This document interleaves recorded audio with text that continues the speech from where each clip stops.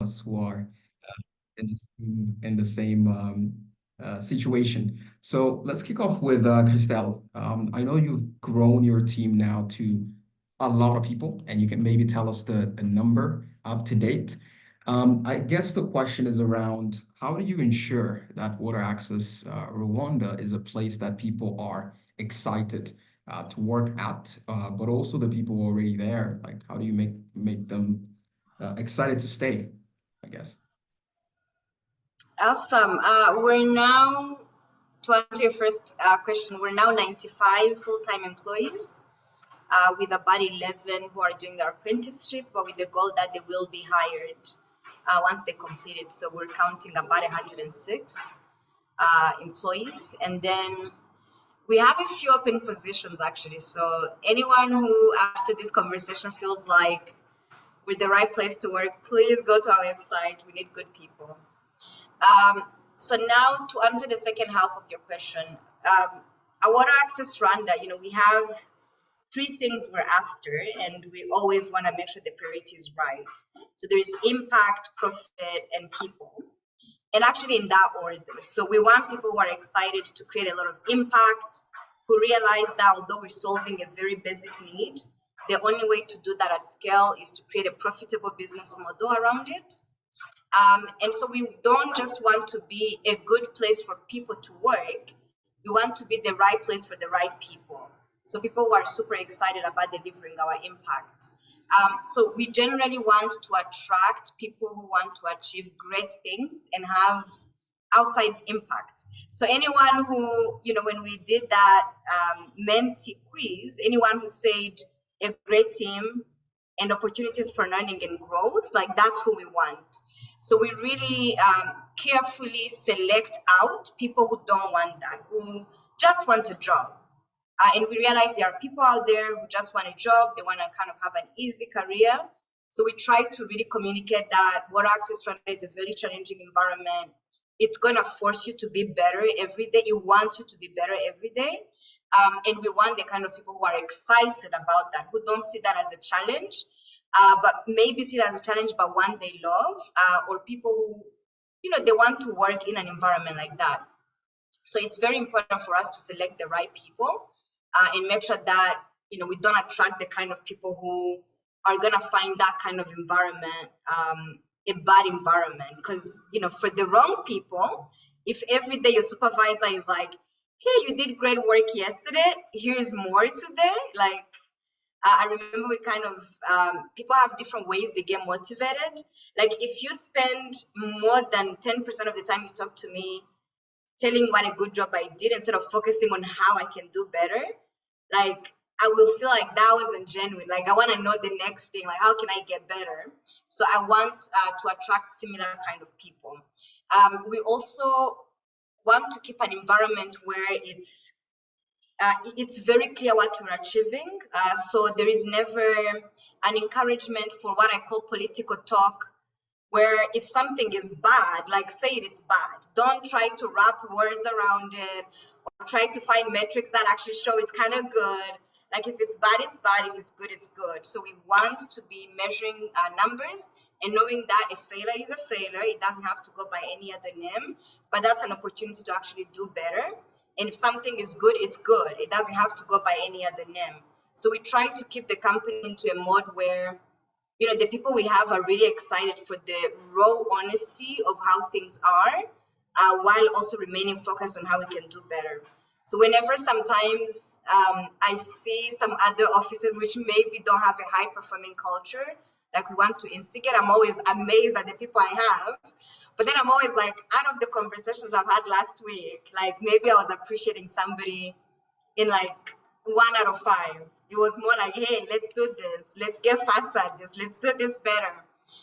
And so with that, the people who really come and stay at Water Access Rwanda will be the kind of people who see that as a good thing and not necessarily as a negative. And I know many people who that's not the kind of environment they're going for, but we believe it's the kind we need to reach where we're going. So it's a lot of boldness in selecting and saying no to people that we notice are not going to love that, and making sure they understand, even though when people are looking for a job, they don't necessarily want to select a company out, but we kind of want to be like, hey, when you come here, it's going to be challenging. Like, are you sure you want this job?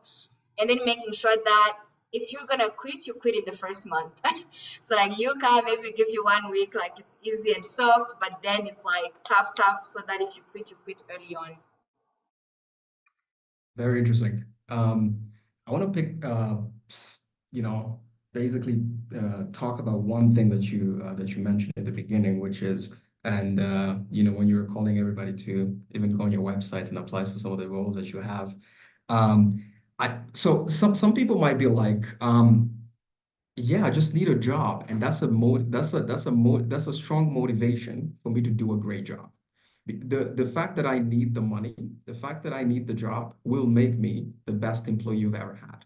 What if you get a candidate who basically says that in a job interview? They say, Christelle, you don't know my love for or my need for money is gonna make me the best performing employee that you've ever had.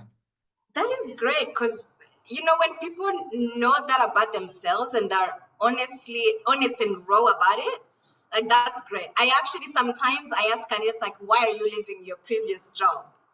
And I kind of know it's the money because if they were making like 300K and the job is offering 800K, obviously it's kind of the money. But very rarely do I get a person who's like, I want to make more money and I'm gonna work hard to get that money. But that's a very valid answer. Again, we're looking at impact, profit, and then people. So if you're there, you want the business to make more money, so you can make more money. Like we want you in the team. Like we don't want you in a position where you feel like because of the impact you need to lose out on salary and so on. And we've really worked hard as a company to get to a place where the cash flow can support bigger salaries than we did before, and that's always an area we can improve, but we're very concerned on remaining competitive in terms of compensation. So if somebody is interested in the job because of the money, like I don't want you to lie to me that you love the impact. Actually, the very first interview question, and this is kind of a cheat sheet for people who are gonna apply an interview, is why are you interested in water access Rwanda? Everybody's like, oh, you're having such great impact. And then I'm like, oh, which one of our products do you know? And most of them are like, it's like, do you do bottled water? And I'm like, look, just be honest. Like most people in urban Kigali have not experienced our product. Very few. So most times it's like people are interested because of the impact, but it's what they read on your website. So sometimes I feel like that's not very genuine. So we kind of want to get to the root of like, why did you really apply here? If we're interviewing you, we kind of think you have the right experience, but is this the right place for you? Like, is this worth the engagement we're gonna go on for the next 3 years? Because that's the cliff value. We ask everyone who applies with us to commit 3 years. Like, is this somewhere you want to really work hard for the next 3 years? Are we exciting for you? Are you exciting for us? So it's if the money is your motivation, like tell us. And it better be a very strong motivation because work won't be easy. No, that makes sense. I'm glad we're keeping the door open for candidates who are willing to be honest about that because I face the same thing where candidates are like, yeah, we're interested in the impact, but I'm like, you don't even know what the product looks like. Just say that you're looking for money. I actually once had a candidate who said that, but it was for the perfect job. It was a sales job, and then we asked him, why are you interested in a job? He was like, hey, I really need this job. My girlfriend is coming from the US. She's gonna be here in the summer. It's gonna be the holidays. I want to take her around, and I need money to do that. I was like, thank you. Thank you so much. So refreshing. Um, good. Dorcas, I think I saw you here. Yes, I saw you, and then you're back now. How are you doing? Tell us a little bit about, maybe you can introduce yourself to everybody here. Tell us about the organization you work for, a fun fact, and I have a question for you right after that. All right. I finally made it. It was quite a struggle. So my name is Dorcas Tunda. Nice to see you again, Yusuf, and to see a lot of familiar faces here. I am the head of expansion at ITM Holding. So ITM Holding is a group of companies We have about 8 companies that work in different sectors. I'm mostly known because of my work in our HR company, where I was previously the country manager for Rwanda and then the regional MD for East Africa. So now, essentially, what I do is I ensure that we are opening or expanding into new markets on the African continent. Mainly, of course, because HR is one of our biggest company. So mainly into HR services and the development of new products for all those new markets. That's pretty much that. A fun fact about me, I don't know if it's a fun fact, it's just a fact that a lot of people are always surprised about, is that I'm an engineer by that's what I did in uni, but I had a complete career transition. So that's pretty much it. That's very interesting. I think there's a lot of career advice to be learned from there. How do you come from an engineer to MD of a recruitment company to head of expansion? But so the question for you here is, you've worked in that space. You've worked a lot with a lot of clients and companies. What is the mistake or some mistakes that you see companies make when they're trying to recruit talent? I would say, because we have recruited definitely for a lot of all kinds of companies in all most countries, and they all have the same mistake most of the time, is that when there's a gap, the one focus is there's a gap, but never about what kind of gap, what do we actually want, what do we need more than what we want. And whenever there's something like that, that's where you know that sometimes a company is about to hire and they will have a job description that's probably 5 years or even 10 years old, and they have never thought of updating it. And because the person that was occupying the position just left, they just picked up from where they left off and put up the same JD. And when they get the first batch of applicants, they just realize, no, this is not what we're looking for. And usually that kind of mistake will cost you a lot of time and money when you don't know what you want or what you need in the moment. And one thing about roles, even if it's been occupied by a person, whenever that a person leaves and there's an empty space, there has to be some sort of updating of that role. Some things have changed, some new tools have come in, a lot of industry practices have changed. So kind of figuring out before you get into the hiring process, being able to know exactly what you need in that specific moment. To me, that's one of the biggest mistakes that most companies get to pay a hard price for. Very interesting. Hadn't even thought about that. But then there might be a company here saying that we're busy servicing our customers, we're busy doing other different tasks. Where should we place? And most companies are also small, right? So they don't have, let's say, big, let's say, HR teams inside their organization. So they're very, very, very reactive, we would call it, right? So in a fast-paced environment, just like startups or a company that is trying to grow, some of these roles are not maybe even defined. What you're doing is very different from what was advertised there. What can we do as small business owners or startup entrepreneurs to basically make sure that whatever we're looking for, either we're updating it in our minds, but also we are advertising the right picture of what they're gonna get themselves into, right? Do we keep the job descriptions more super vague so that they can be relevant for 3, 4, 5 years? Or do we need to really be very, very specific? Also, given the fact that companies change and they grow very, very, very fast. I think I'll start from what you just said. The issue start again from being reactive. And when you are reactive, you can only try to fight fires and not really be as efficient as you would. So the first advice, especially for small companies, that I would say is to be able to be ready to hire when you don't even need to hire. So be positioning yourself in spaces, in ecosystems where you are constantly exposed to the people that you might need in the present or the future, because that will save you a lot of time. It would even give you a picture. So sometimes, let's say you're looking for salespeople, but you've never been, and you are, let's say, in a company in the agribusiness, and you don't attend any industry events, you don't attend any kind of spaces where people within that space are there. So you don't know, for example, you're looking for a salesperson, so you don't know what salespeople in the agribusiness look like, or what they're doing, or what they're up to. So when you do that, when you do attend those kind of events, when you do expose yourself to the different trends that are happening, and when you get the need, even though it's reactive, at least you are aware of what's been going on, what to look out for, and that is what's going to drive what you will put in your job description. So if, for example, let's say in the tech space, and the trend recently has been, are you cool? Are you young? Are you dynamic? We're hiring. So you know, and when you're going to go to look for talent, that's the same thing you will do.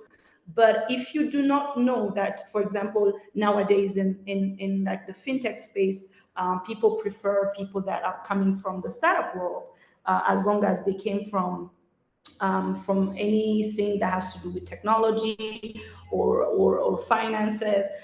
So those are the kind of things that you don't need to prepare, but it's more of, it's organic, but you have to position yourself. You need to find yourself into those spaces. Sometimes you have to be curious and look into LinkedIn. I like to tell people, LinkedIn, the way you scroll on Twitter as a business owner, as a business leader, you should make some time to scroll on LinkedIn, not necessarily to post, but just to look at what people are posting, what people are talking about, the promotions that are happening, what space is hiring most of the time. Just that knowledge will guide you whenever now you have a need to fill. You will know that, oh, I have seen this trend, and I've seen that a lot of people are more interested into X job or Y roles, or this format of hiring, and this is what I'm going to go with. So the idea, again, is expose yourself, and there's a lot of tools you can use. There's a lot of ways you can do that. And if there's no space for you to get exposed, then create that space. That's an opportunity also. Fantastic. Thank you, Dorcas. Going back to Christelle, now we have the candidates are in our companies, right? They're not working. How do we, I'm sure a lot of entrepreneurs here are gonna, want to know, maybe get some tips on this. How do we ensure that these guys are performing? How do we ensure that they're actually, I think there's one thing that I always tell my team, which is,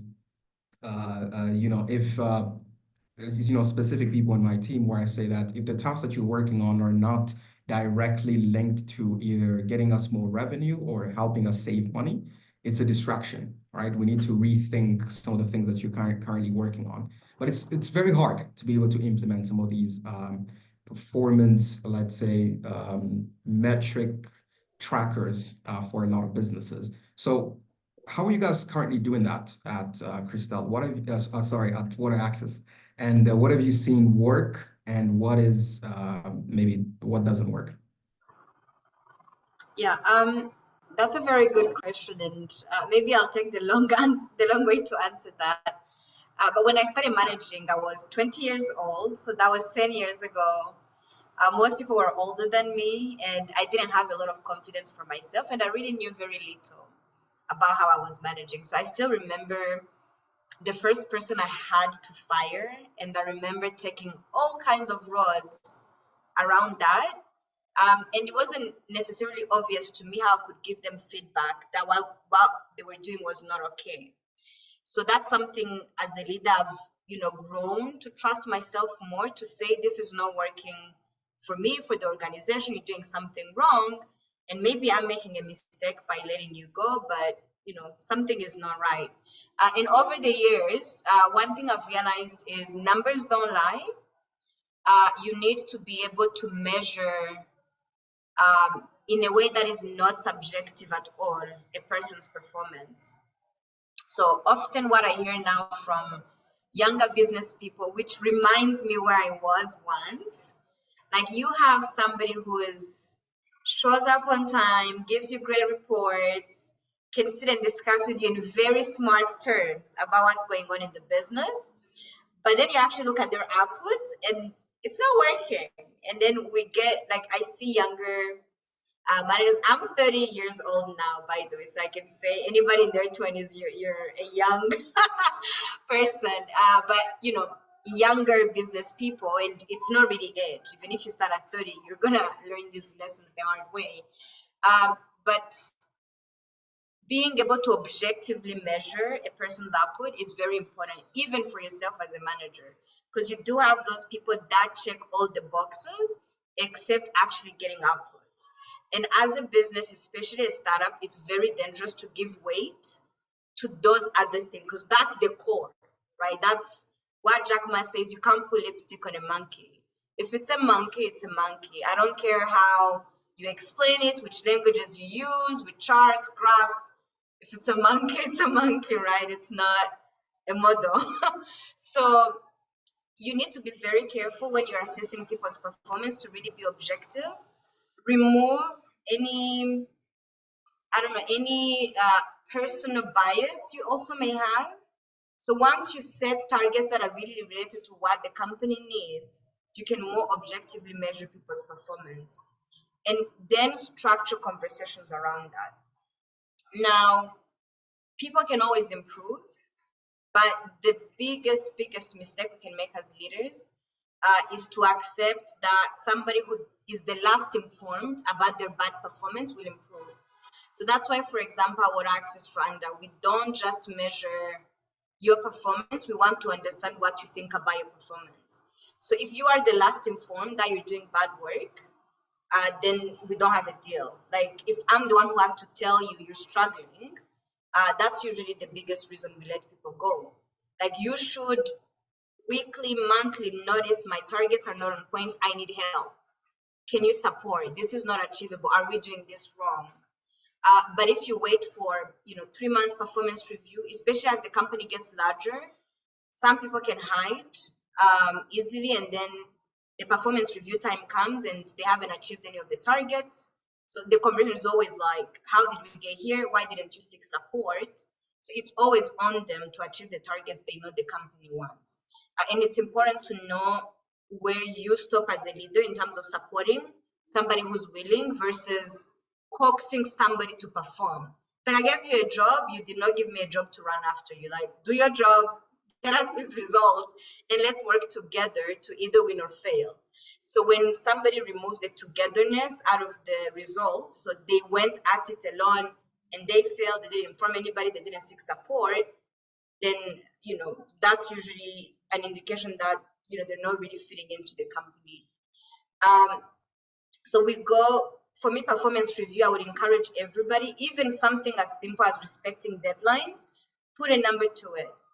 How many missed deadlines or how many things were submitted on time, but like measure it so that you can't play favorites in the company. You can't take other decorum things as a replacement for performance, unless that person is paid to be a good speaker or to look professional.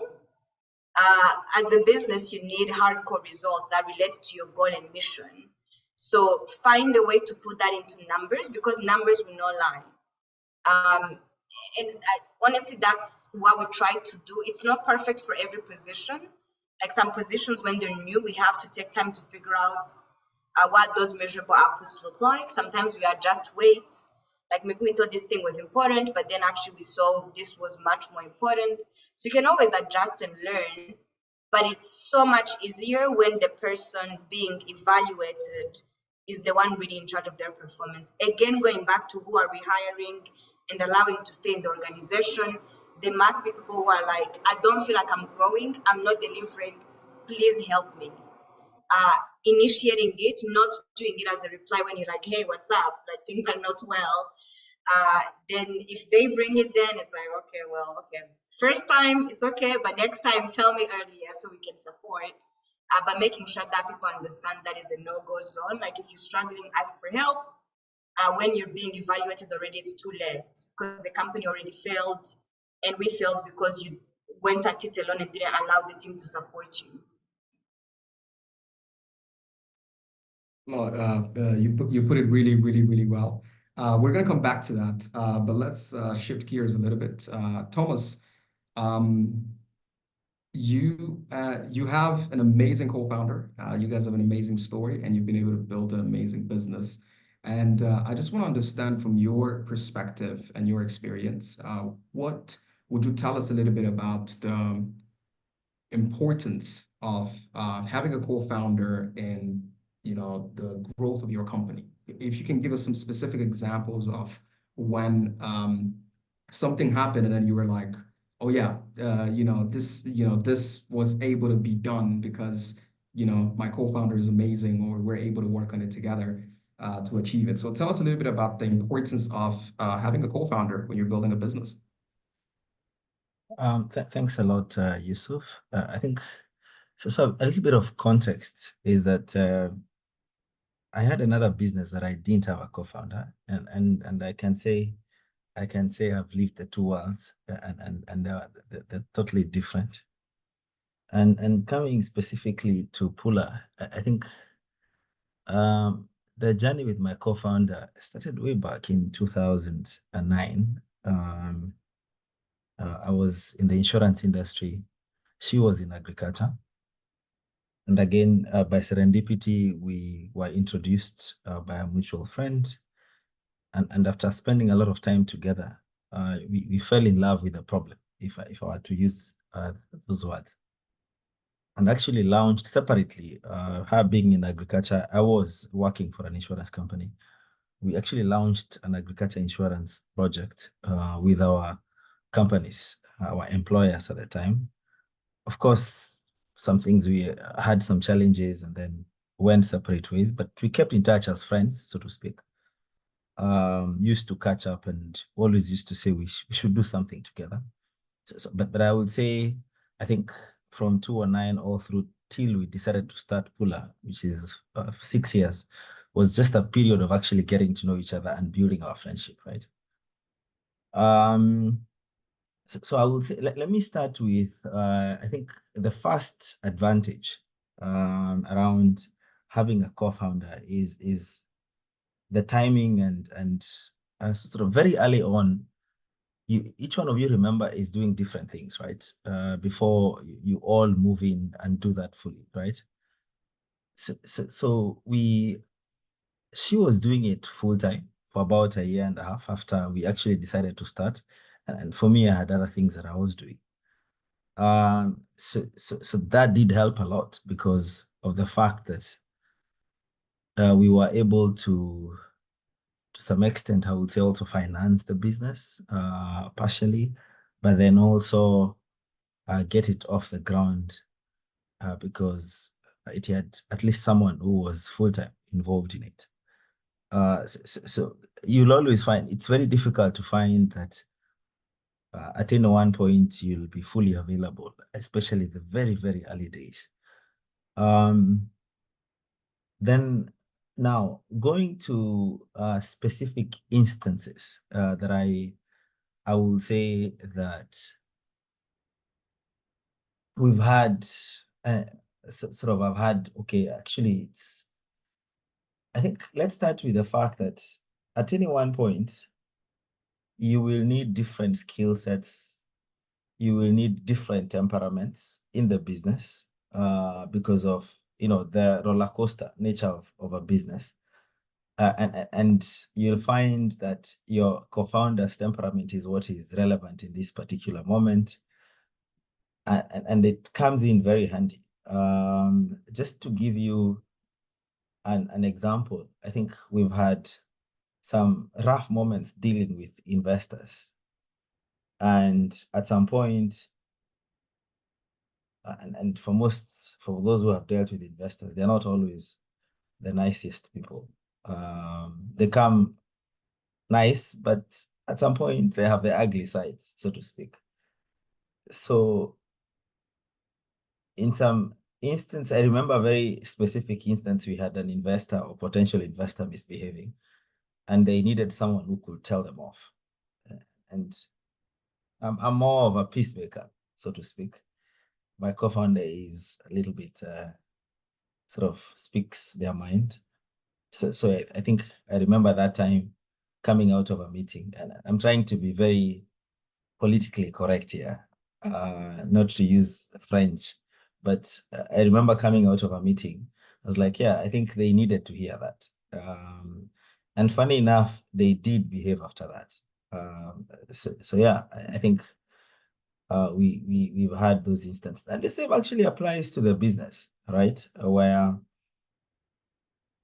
there are instances, actually, even clients, you need a bad cop and a good cop, right? That one sometimes we switch depending on the instances where you need one person to be able to just break the egg, and then someone else, maybe I come or she comes and starts to pretend, now let's make the omelet together, ignore my co-founder. As long as it's well coordinated, right? Whether it's a client, we deal with governments a lot, and governments can be very complicated.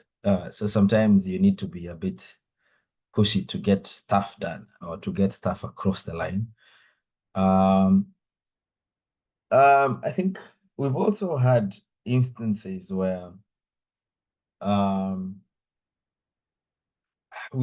think at some point earlier in the business, we were co-CEOs. And the more I think about it, I think at early stages of the business, that probably works. And I think it was great to have, a co-CEO. And then at some point, then it came into, it was no longer feasible because of the business was growing and you needed a proper structure. You needed one captain, someone who can be blamed for everything. And so the process of getting there, I think, was even more important than the outcome, because they needed, first of all, buy-in from the two of us as the co-founders. But then more importantly is the support, or the single or unity of voice, or unity of, like, this is the direction. So we always say in the business, once myself and my co-founder have aligned on something, the rest is easy, for whether it's the board, the investors, or within the team. It's of course, that used to be the case. Now you have many more stakeholders to manage, but I think that relationship is much more important than anything else. Yeah. So I think it also helps, I think, to have your co-founder someone you know personally, because if it's just a purely business relationship, I think it gets stretched as a purely business relationship. So stretched that I just do doubt whether contracts can hold it together. I do doubt if legal stuff or I don't think it can hold it together. So I think having a trusting relationship, in the sense that you, and also the fact that you've agreed that at the end of the day, of course, the interests of the company come first. And irrespective of the outcome, you'll still be friends. I think that matters more, at least in my experience. Yeah. Thank you, Thomas. Very good advice there, and good reflection on the friendship aspect of things. I think it's something that we don't talk about more often, but when you've run a business with a partner, you realize those things later. That okay, this is very important. So yeah, thanks for that. We're gonna come back to some of that later. Cynthia, you found your co-founder at through the Jasiri program, and tell us a little bit about the nature of your business. What kind of co-founder were you looking for, right? So maybe you can even tell us through that, you can tell us how you guys split the responsibilities. So what were you looking for in a co-founder? And literally, what did you find through Jasiri? Thank you.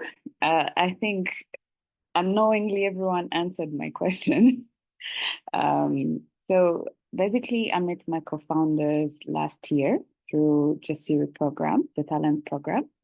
And maybe I needed to explain a bit about how the program, the talent investor, is run, so you understand how I met my co-founders. So basically, it's Rwandans, Ethiopians, and Kenyans put together in a cohort to come up with solutions that address that impactful while being sustainable. But through the program, where you start is you want to meet different individuals. We don't know each other. We don't have a solution yet. And then you have to start from research, understanding the problem, falling in love with the problem, like Thomas said, and then get to the solution. So sometimes it's not even just about, Lupa was not there yet when I met my co-founder. So what I was looking for was more on the skills that I don't have. I wanted to be able to have a co-founder that had skills that could complement my skills. I already knew I was good at networking, attending all those events, being able to know anything that we needed in case we needed it. So I knew that was one of the skills we can leverage on. So I knew I needed someone that's good in business or has skills in operations. It can be the tech, because we didn't know yet where we were gonna go. So that's how I met my co-founder through the program. We were there for 13 months. It started in January last year, 2023. So we graduated from the program in February 2024. So along the way, it was not, like I said, it was not just the skills, but we had the same vision of what we wanted to build in terms of wanted to build something that has an impact, but also that can sustain us. And I knew that these guys, my co-founders, we had talks about personal lifestyle. Like, I know I want to do this in the future. So we can also complement each other in terms of trust, respect, where this person is coming from, because we didn't know each other before then. So those were the things that I looked for. And I believe that that's where my co-founders were looking for also. Yeah. Interesting. Thank you, Cynthia. A follow-up question. I think it's going to be two questions in one, but essentially it's what's the advice for somebody who's looking into starting a business and they want to start it with a partner, a co-founder, and maybe they don't want to do it alone. What's the advice there from your own experience, how you're building the company now? But also at the same time, the reason why people ask themselves these questions, should I just run the business by myself? Should I have a partner or a co-founder? Might be that because it's going to be very challenging to manage conflicts, right? Because I'm going to be like, okay, if I'm by myself, I can just make the decision. If it fails, I'm the only person to blame, and that's it. But if there's a co-founder, then we start, trying to put the blame on each other, or when there's a conflict, it's a little bit harder to resolve them. So tell me about, from your experience, what's the advice for people who want to have a co-founder, but also how can they work on managing conflicts? So there's a few things we did for that, but I'll start with the advice. I think number one, just find complementary skills. You don't want to all of you have the same skills and then you're going to be forced to hire while you're still at an early stage. Sometimes when you start, you don't have enough funds to hire people that have those skills. So finding the person that could match your skills, I think that would be a win situation. Having someone that you can trust, because eventually, like Thomas said, you need to be able to share a meal with this person. Having a shared vision. You want to grow this company or whatever you're trying to build at what level. So like one doesn't feel like they're overwhelmed. In terms of what, there's few things we did. Jasiri did introduce us to certain things. Like we had to, when we started our company, we had to have an agreement, a founder's agreement. What this helped us with was we knew exactly which role and responsibility everyone had. And we had to see lawyers to, they would advise us in what how we can draft that in terms of now we have a legally, because we have a company together. Now we have a guideline that we can have in case something goes wrong. Basically, we knew it was a marriage, so we were setting boundaries in how we're going to run the company. this did help in terms of it's actually protecting not only yourself, but the company also if everything goes south. So that did help a lot.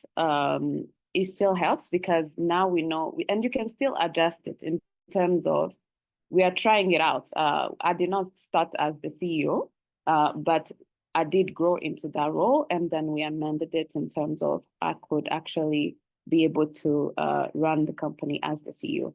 So I think having great communication in what everyone is capable of doing, so you can assign the roles and responsibilities in a clear way, where you don't have to bump into each other, and then you can actually be accountable in your responsibility and your role.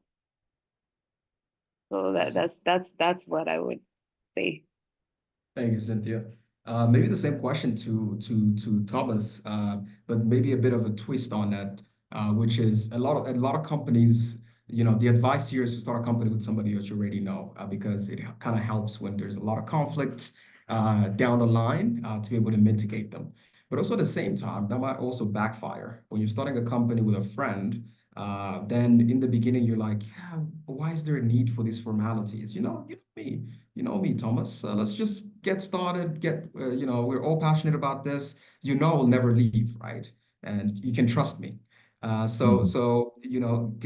me about that when you're building a company with a partner, about those kind of conflicts that might come because in the early days you just wanted to start or solve a problem that all of you were passionate about, and maybe you did not put all those formalities in place. Or what's the advice then if you're trying to start a company to mitigate those things?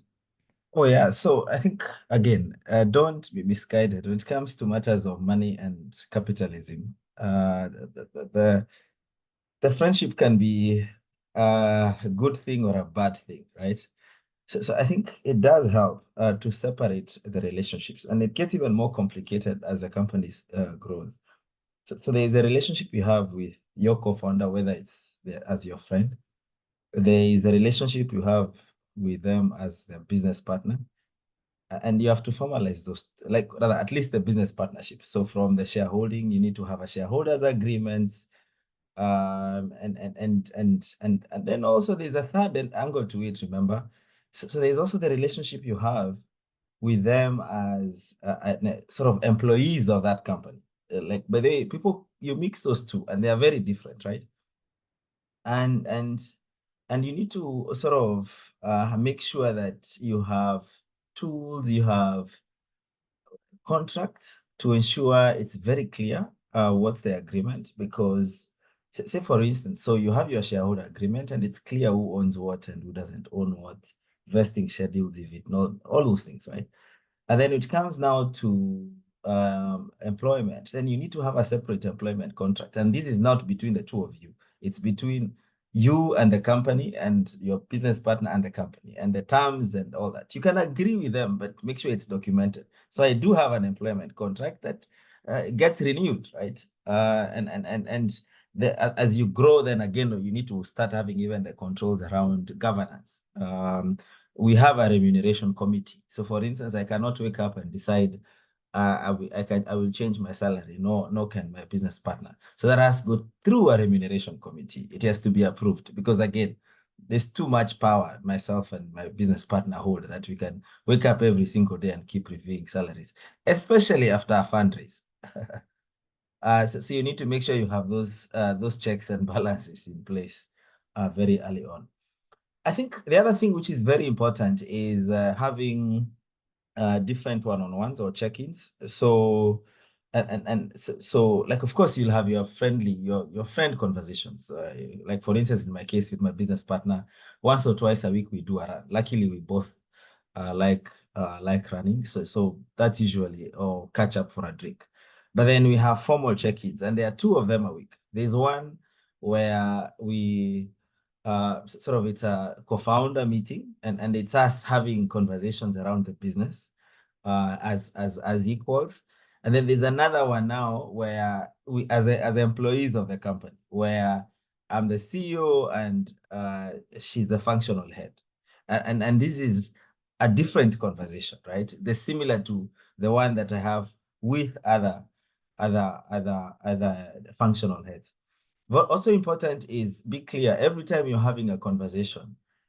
Are you having conversations as business partners? Are you having a conversation as friends? Are you having a conversation as because sometimes it gets very murky, right? Because they can say something which you're like, did you say this as a friend? Did you say this? And it can get very messy. So you have to formalize these things, and we call them eating your vegetables. If you don't eat your vegetables, and it can easily go down to chaos. So even when you're like, there's no point of formalizing, there's no point of having check-ins because after all, we talk every day. No. Just have those formal conversations in the different capacities that you're in. And also, I think in the event of conflicts, because in conflicts will always come, right? A misunderstanding will always happen. I think for our side, we've had a couple, twice or something. Yeah, twice. We've had to seek co-founder counseling, similar to marriage counseling, right? So it's just, especially when you're friends and you've known each other for long, you know each other very well. So you know how to trigger each other in how you communicate.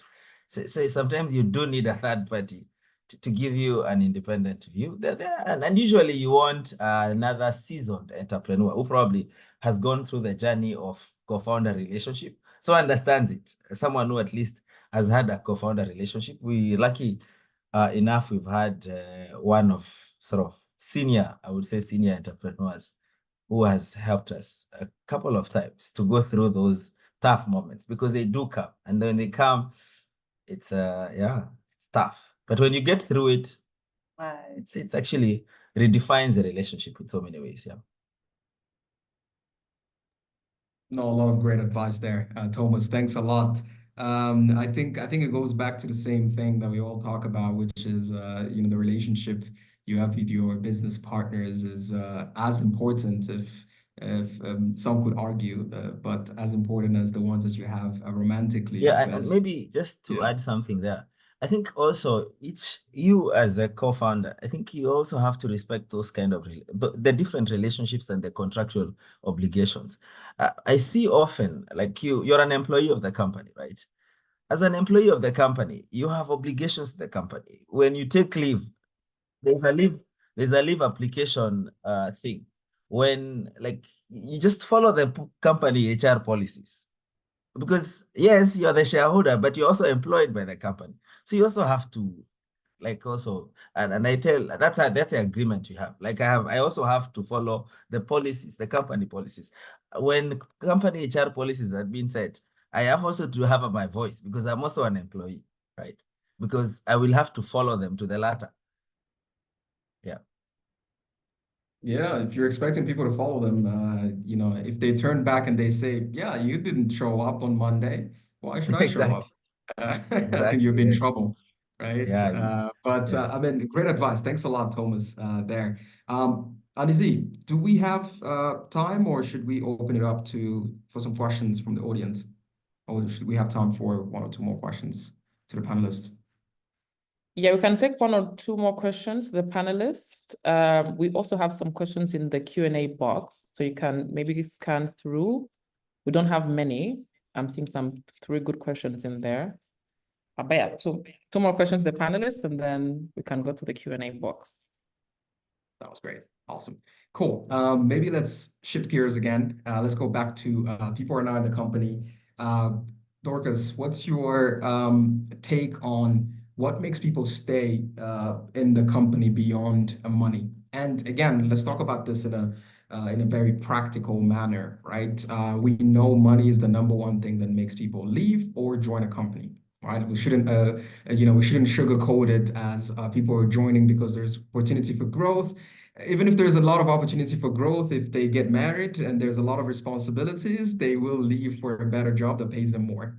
And sometimes we as entrepreneurs, we get mad, we get sad because, oh, we gave you so much opportunity for growth, but you still left. Tell us a little bit about what are some of the other things that we should think about, right, that could help us keep or retain some employees in our companies. What has worked for some of the companies that you've worked with before? Yeah, that's a very interesting question. I'm glad you removed the money part, because yeah, we should agree that it's a starting point at least. But beyond the money, I think, when you look at the triangle of needs, of course, money covers basic needs, but then you will go into now other needs where people now are people. The way they're made feel is very important. You will find that in most cases, in some cases, someone will stay at a job or will even feel bad um, when they're about to leave because of how they felt, because of the connection, of how they're considered. So if you want to retain your employees, make sure you treat them as people. As a part of an HR company, we exercise a lot.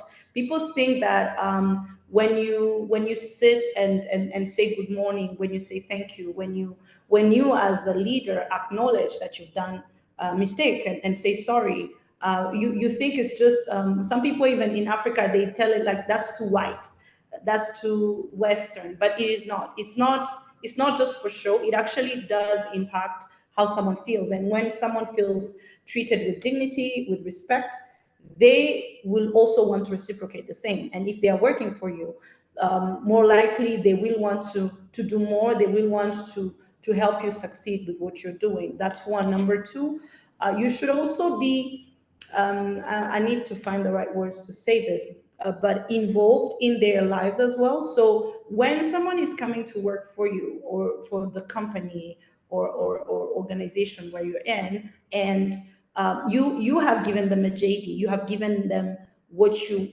expect of them, what they're gonna contribute to your vision, to your goals and results. Now, if you want this relationship to be long term, because that's what staff retention is really, you need to also understand what are their goals, what their projects, what their plans, and that will even help you sometimes to know when it's time to say goodbye. Sometimes you will actually acknowledge that as much as this person is valuable to me, I believe that their path is headed into a very different direction from where we're going. But you need to be able to know, because you will lose some really good people just because you didn't ask what they were aspiring to achieve or to become in life. And yet it could have been exactly what you are also aspiring to become as a business. So sometimes asking people about their goals, and even better when you are in a leadership position, it's almost your responsibility to also guide them, because sometimes they don't know or they would never think that big. But sometimes just by asking questions, what do you find? What do you do easily? What are you good at? What are your aspirations? How did you grow up? You will find that this person is actually headed somewhere where our business is also headed. And this is someone that I can see now in our future. So if you want to retain your people, definitely listen to them, observe them, see what they're good at, and try to align both your business goals with their personal goals. And that's the person that will never leave. If, let's say, a lot of companies such as Christelle's that are very much into social impact, you will find that most of the most loyal employees that they have are people that are very driven by impact.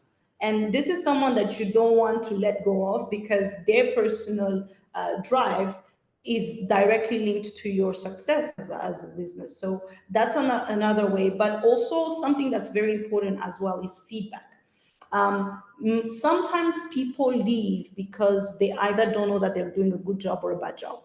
And being in that empty space, we have businesses that are run very well, but there is no one to tell you you're doing great or you could improve this. And that could be a reason for someone to leave. So make sure that whenever there's feedback, I like to give this advice. You should criticize privately and then praise publicly. So when someone does a great job, make sure you shout it out during a staff meeting. Make sure you kudos them on socials if they've posted about it on LinkedIn. And if someone has messed up, which is normal, even to the best, of employees, make sure you put right and talk to them from heart to heart. One thing that it will tell them is that, oh, this person values me. They're not for me. That's me. They just want me to grow. And they will want to have that adrenaline of feeling always appreciated in public. And they will know that whenever they mess up, you still give them space for them to grow. So that is the part. But another also important part also that I feel like sometimes we forget, both big businesses and small sometimes, is to communicate the vision all the time. Make sure that you have people that understand why you're doing what you're doing, because the job can get easily redundant and someone could leave because they are bored, yet what you're actually building is really, really amazing and great. But with what they're doing, it could be an accountant and the only thing they see is closing balances every single day and month. And for them, it doesn't feel like it's fulfilling. Yet if you take some time to communicate, let them know this is why we're building what we're building, this is what your job contributes to the big picture, then they will stay, because they will understand, so my contribution counts in any given ways. Other times is also some sort of flexibility, because just like companies and businesses evolve, so do people. Sometimes someone will come and maybe they are shy and they don't talk, but then with time they become a bit more outspoken. You need to sort those kind of changes among your employees. Be able to say, oh, let me put you on the spotlight because I feel like suddenly now you've become this person and I want to grow that. If they feel like as they grow and as they change, you are also changing with them, they will stay. Same thing, it's not just in terms of skills, but in terms of also, let's say you've hired this person, they were still young, they were not married, and then suddenly they're married, and you observe that as the business owner, and you start to adjust your company policies, your flexi benefits and other things to accommodate with the new changes that are coming within your team. You will retain your people. Most companies, especially startups, will begin with very young, dynamic people, and at some point of their growth, those people will slowly and gradually grow into different areas of life. Some will get married, some of them will have children. And if the company does not notice that and start to accommodate accordingly, because that is their workforce, most likely people will leave, and they will not leave not just because doesn't mean that they will be bad employees. Sometimes they will still feel like, oh, my growth does not align with this. So if you want to retain your people, observe them and see what they are becoming, what they are transforming into, and be aware that the company where it was before, this is not where it is anymore. The grace that you used to give back then, and what maybe back then, one of those perks was a pizza day or going out on a Friday. But at some point, depending on your workforce, you will get to a point where that perk is, today we're going early, we're going back early at home. And because you have a lot of family people, for example, or you have people that are doing classes, that are doing maybe higher education. So you need to observe your people and then accommodate. If you want them to stay, you need to make sure that they know that you want them to stay as well. That's another point that we have. I don't know, but this is Rwandan culture, but I don't know if some other African cultures do that, where they say don't praise them too loud, because they will feel too important and they will start acting up. And I think that's not a good thing, because you will have a very good performer and you know it, and they hold a very important place in the business. They are very paramount to the success of the business, but you don't say it out loud. You don't want them to know.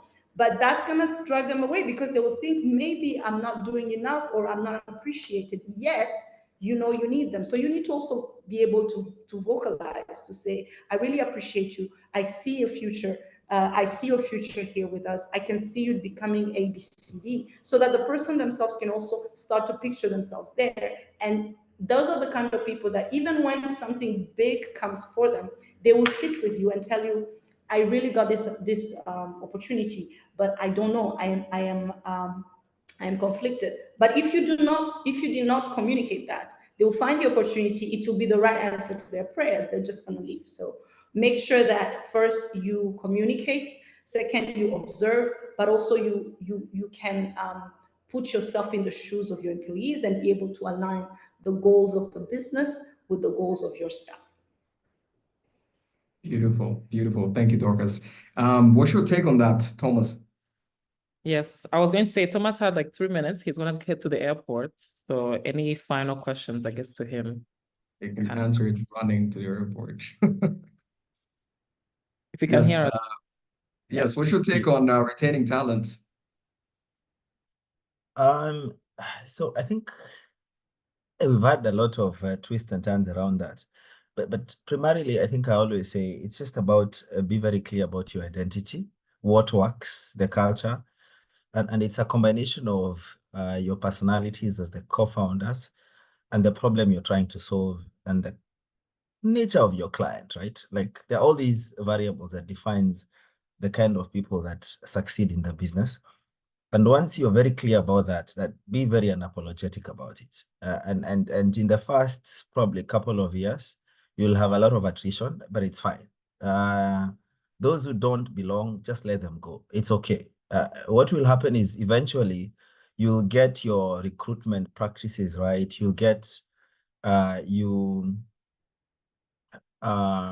get a way to just attract the kind of people as long as you've articulated clearly exactly what your culture is, who you are, how it is like to work, what's a day to work in your company, what matters, what's your value system, what you believe in, all those things, right?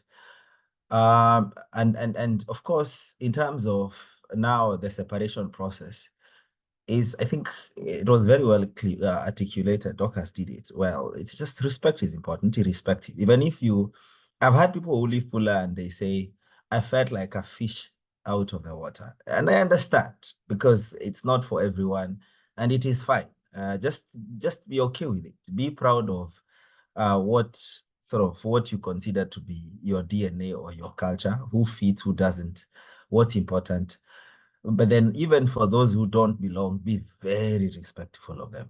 Appreciate them, be very kind to them, appreciate the contribution they've done during the period that they've done. But be very clear. Like if someone does not fit, is not delivering on what they need to deliver, it's just what happens. It just be very quick to make that call, because the problem is it always ends up in a very toxic relationship, because they know you're not happy. They are not happy because you're not happy.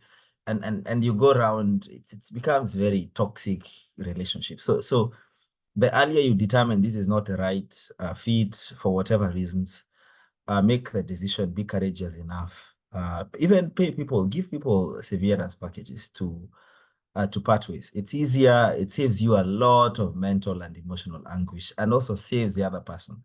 I've had cases, people call me and they're like, actually, Thomas, you made the right decision. Yeah, that of course is an element of rejection, being rejected, especially a community that you wanted to be part of and that it's sort of rejected you. It's all as human beings, most of us have abandonment issues. We don't want that, right? So there will be some emotional reaction, as long as, but it's done respectfully. It's very clear the reasons, but then it's fine. Yeah, but what happens is that over time, the first 1 or 2 years, it's very difficult to get it right. I think so, because remember also the culture is the sum of probably the initial maybe 50 or so people, or the people who work close to the founder, like how it just all fits together. And you as a person also, you're trying to understand what works for you, what doesn't work for you. So I think, and then also you're trying to understand your product, your market, all these other things you're also trying to figure out. So I think I've had founders being sort of trashed and for, letting people go, just, being like this, being ruthless, all those things. It's okay. Just keep, as long as you're respectful to people, just keep at it. Eventually the dust will settle. You'll find your space. You'll find your people. You'll find the people who actually belong, and you'll know how to filter them properly. Yeah, it's just that during the process, because we are all humans, we easily form emotional attachments. It's painful. You need to have a therapist. Yeah. The first 2, 3, 4 years. Yeah, that's very much needed. Thank you very much, Thomas. Safe flight. Okay. Thanks. Travel Thanks safe. everyone. Apologies, I couldn't take any more questions. It's been a pleasure, and I look forward to engaging this in another session. Cheers, man. Bye-bye. Maybe following up that question to Christelle, how do you know when it's time to fire somebody? All of us are always scared. We're like, yeah, but then I see a lot of potential. I think they can grow. I think in the next performance review, they're going to be better. In the next one, you see they improve 10%, right? You see they improve 10% because we're trying to avoid that conversation, and we want to be the nice guy. You know, you don't want to go down as the bad CEO who didn't give me a job and then I lost everything in my life. I don't want to be known as that. I want to be the nice guy in the story. But how do I fire people? Yeah, gosh, those are all very good things you go through. And I think with years, you go through that cycle faster. I don't think you can ever run around thinking, I don't want to be a bad person. But it's a real decision as a leader. You can't fail to lead. And leading means, pruning. You need to keep some people in and some people out. It's very important for your culture. I've heard a few things that have really reinforced my view around how I handle this. The first is that you need to do good work, not be a good person. So, like, as a social entrepreneur, like, that makes sense. Like, I'm not selling guns, I'm not selling cigarettes. Like, what I'm doing is good for people genuinely. So if somebody is slowing us down, like, actually keeping that person around, in the end, am I really doing good work? So again, it's making that focus clear. Like, where do people fall in my equation? If somebody is harming my overall impact, then I have to be honest and realize that, did I fund the company to hire people, to give jobs to people, or to achieve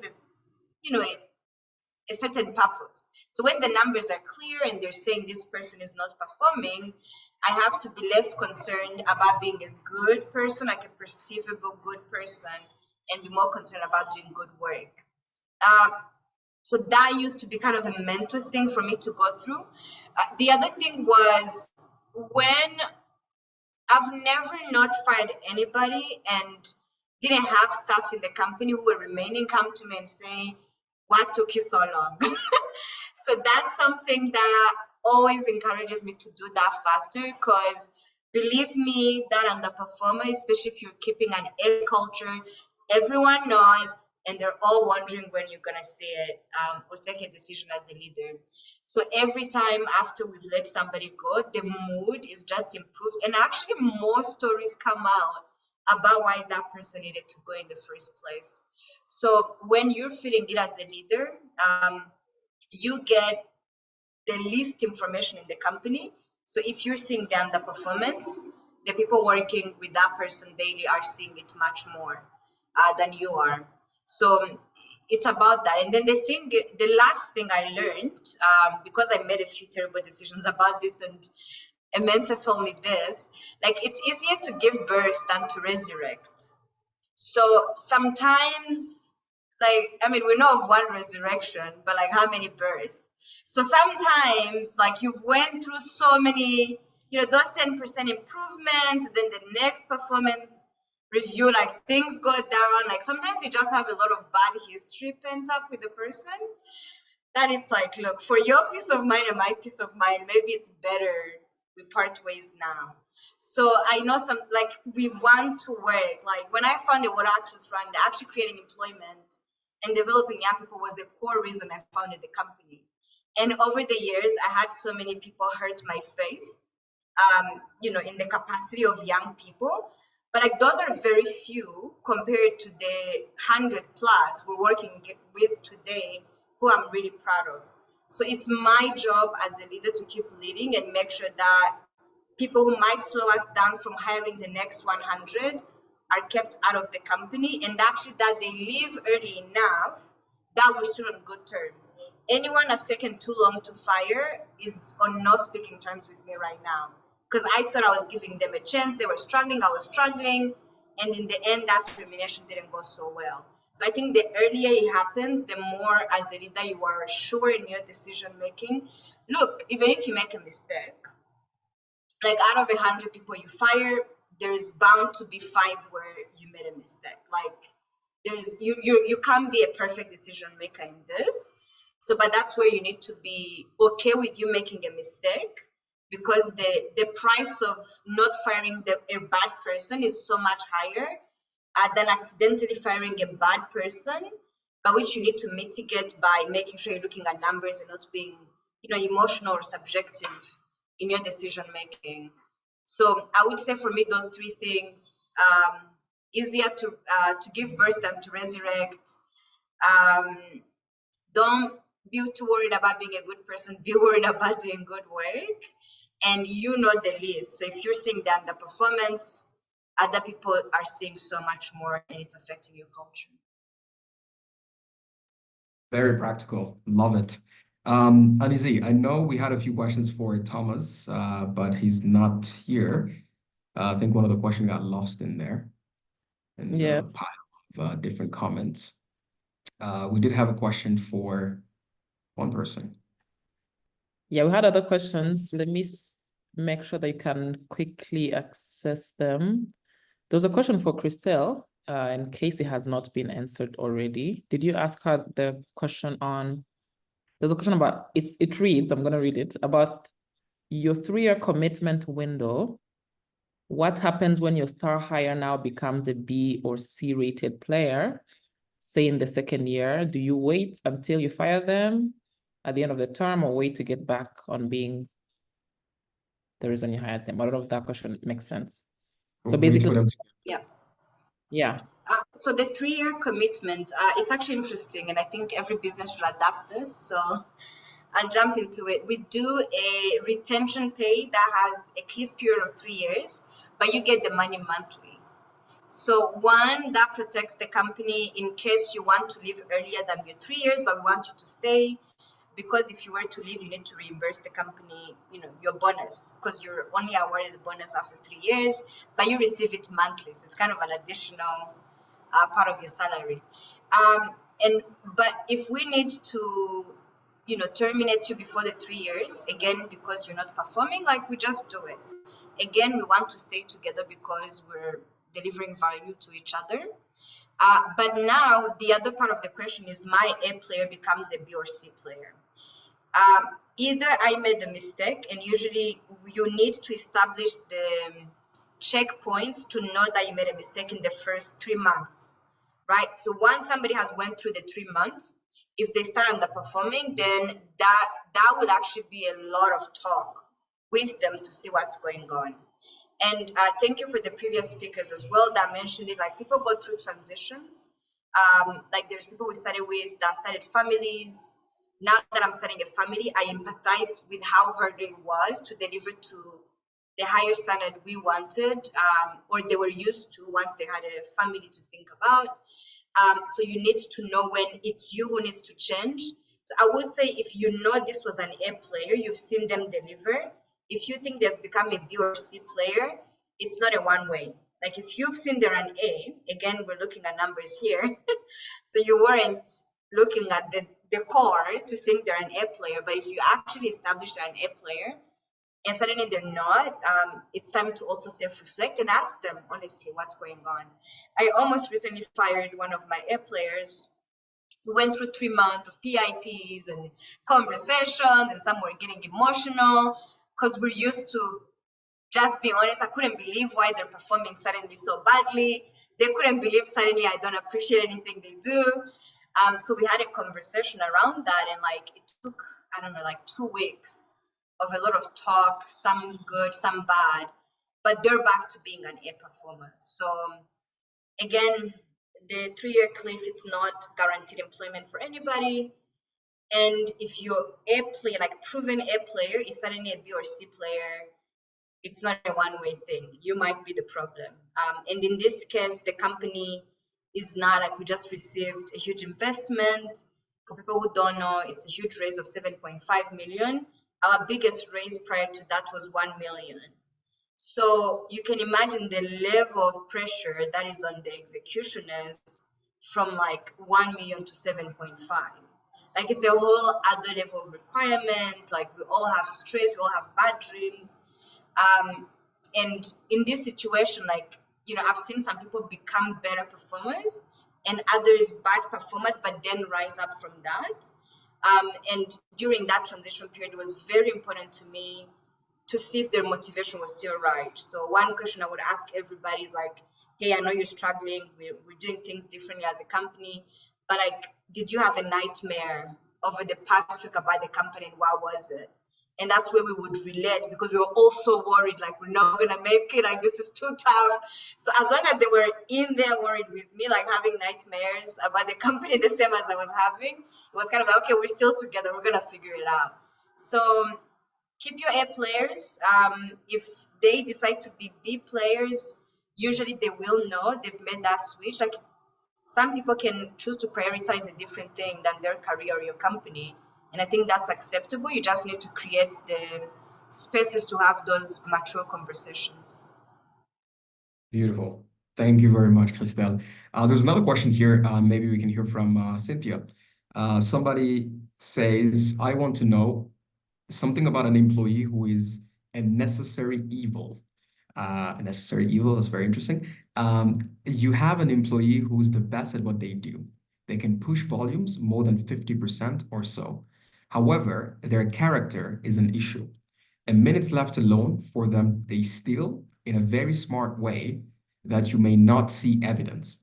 Do you sack them or do you keep them? Do you keep them and keep on micromanaging? Right? I think this is Oh, perfect thank you. because you also work in a farm as well. So you have a lot of people moving in and out. Oh, yeah. What's your take on that? It's interesting because I've had that case exactly of an employee that was stealing, and they were actually one of the best performers. But one of the issues when it comes to what we say as a company in the company culture, if you start bringing that as you stealing or I have to micromanage you, then I don't have time to do other things. So there's certain boundaries, as for me, of Lupa, we have set that once you cross them, there's no going back, like stealing from a company. I'd rather you come and say, I have this problem, what can we do about it?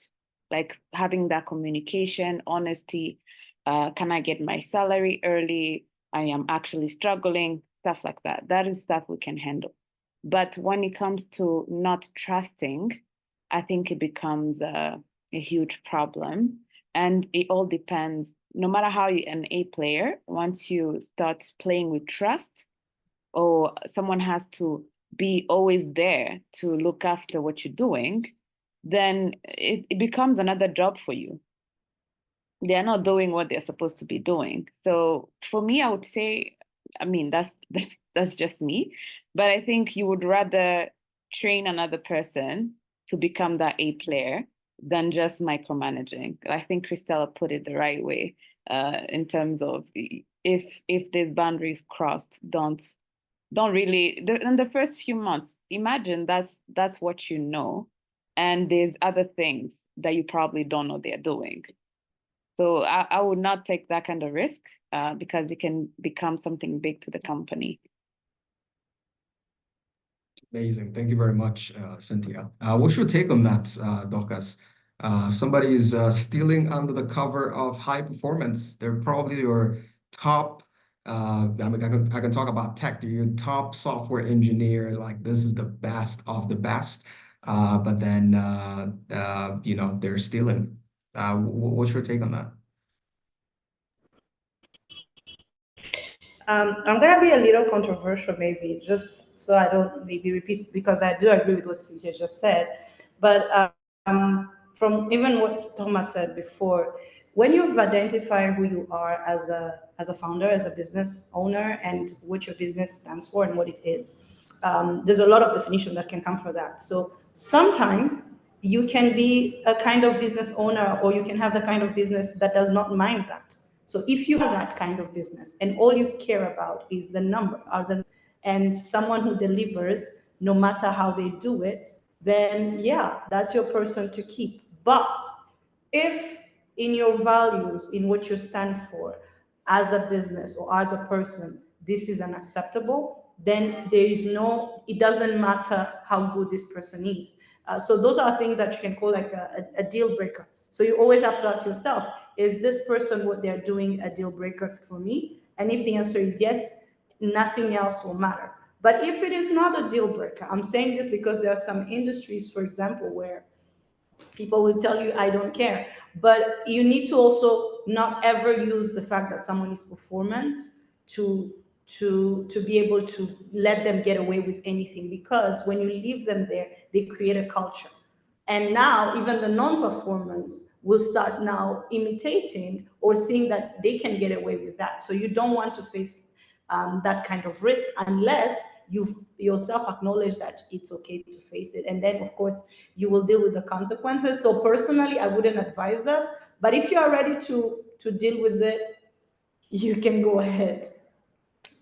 Amazing. Thank you for your take, Dorcas. I want to, give a round of applause wherever you are to all the panelists for really sharing, very on a very deep and sensitive topic, which is people that a lot of entrepreneurs we don't get to really talk about. Some of us are very focused on customers, products, and we really forget that the people we're working with are the people who are making all these things happen. And how do we take care of them? How do we onboard them? How do we make them happy? How do we keep growing with them? And I think that's it's a very important topic that we should talk about. So there's a lot of great advice here that I personally am going to take home and implement in my company. So thanks a lot for that. But also, I'm sure a lot of people in the audience as well are picking up a lot of tips and tricks on how they can solve the people puzzle in their entrepreneurship endeavor. Anizi, over to you. Thank you. Thank you so much, Yusuf, for being an amazing host and moderator. I'm sure you also could have contributed a lot to the conversation because you're a CEO and founder and manage people yourself. So you're the perfect host for this. But yeah, thank you once again to the speakers. Cynthia, thank you so much. Dorcas, thank you so much. Christelle, thank you so much. And Thomas, who left us, thank you for joining us.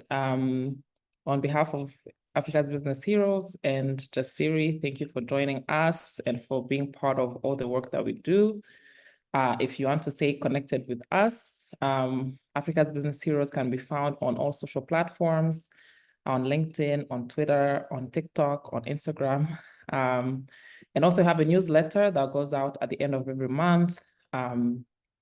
So you can sign up to our newsletter on LinkedIn. Jasiri, Annette, I believe, put a link to their website in the chat as well. But if you want to be part of the next cohort, keep following their work so that you know when to apply and when to join. But other than that, we really hope that this has been insightful. We look forward to hosting you again in the next ScaleUp. And like I said, you can find all our panelists on LinkedIn, because I saw some people asking in the chat, how can we stay in touch with our panelists? Connect with them. Hopefully they accept your request, but also their website of their work, because I think that's much more interesting. But yeah, thank you also to our translators. We had a whole French channel going. If you have not, even for fun, tried to listen in, I think it's really cool to just listen to live translation. So we are very grateful that we had live translation. We try to be as Pan-African as we can and inclusive of all languages. For now, we have English and French. Hopefully in the future, we'll have other languages. But yeah, thanks to our translators who also made this possible. But yeah, until next time, everybody have a good rest of your evening, and thank you for tuning in. Bye, everyone.